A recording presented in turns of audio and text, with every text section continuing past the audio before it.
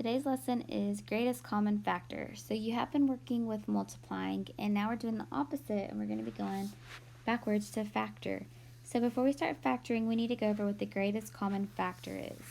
So the greatest common factor is the largest number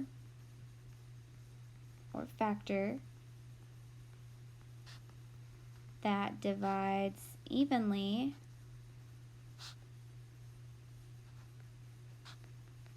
into both numbers. So the largest factor that divides evenly into both numbers. So for example, whenever we had the greatest common factor of 12 and 30, we could do a prime factorization tree on them. So I know that 3 times 4 equals 12. 3 is prime, but I could keep breaking 4 down into 2 times 2. So my prime factorization would be 2 times 2 times 3. And then if I did 30, maybe I could do 5 times 6.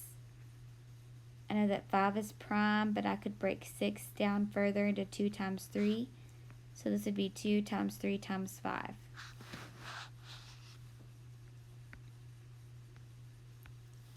So now we just have to figure out what's the greatest one that they have in common. Well, they've got 1, 2 in common and 1, 3 in common. So I would just multiply those together, and the greatest common factor would be 2 times 3, which would be 6. So 6 would be their greatest common factor. But that's just with numbers. Now we're going to take it up a little bit and go to monomials.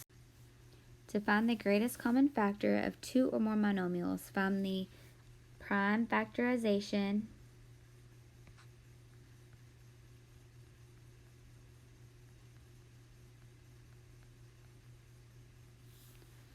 of each monomial.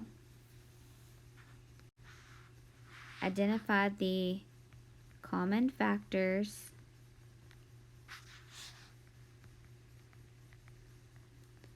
and then multiply them together.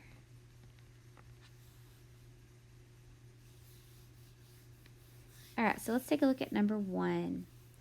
We're going to find the greatest common factor of each. So I'm going to break 3r cubed down. Let's just start with the coefficient. So I know that 3 is prime. So really we don't have to break that down because I know 3 is just a prime number. And then r cubed means that there's really 3 r's there. R times r times r. Now let's look at 6r. Well, I know that 6r could be broken into 2 times 3, and we just have 1r. So I need to find the greatest common factor out of both of these, and it would be 3 for the number. So my greatest common factor would be 3. And then I need to look at what they have in common in terms of the variables. Well, I've got 1r here, and 3r cubed has at least 1r. So since they both have at least 1r, that means my greatest common factor would be 3r. Okay, let's do the next one. 6m to the 4th and negative 12m cubed. So let's start with 6m to the 4th. I'm going to break 6 down into 2 times 3. So this would become 2 times 3 times 4m's. Then let's break down 12, m cubed. So I could break 12 into 3 times 4, and then 4 would become 2 times 2. So the prime factorization would be 2 times 2 times 3, and then I would have 3m's.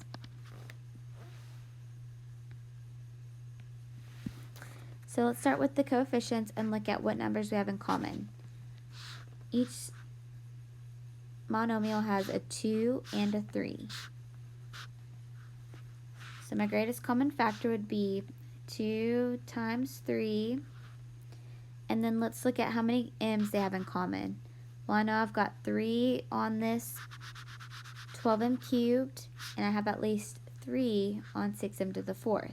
So since they both have 3 m's in common, I know that I would have m cubed as part of the greatest common factor.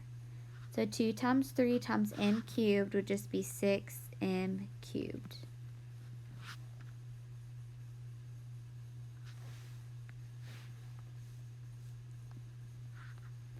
Okay, number 3. So let's break down 16m to the 10th.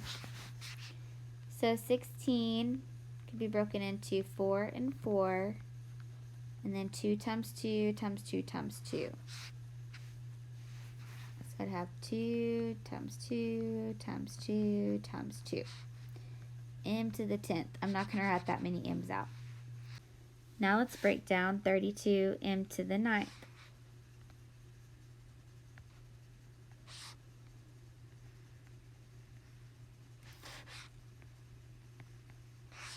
So I know that 32 is 4 times 8.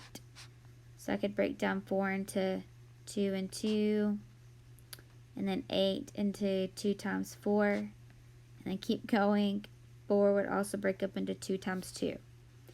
So 32 would be 5 2's multiplied together. So 2 times 2 times 2 times 2 times 2, and then multiplied by m to the 9th.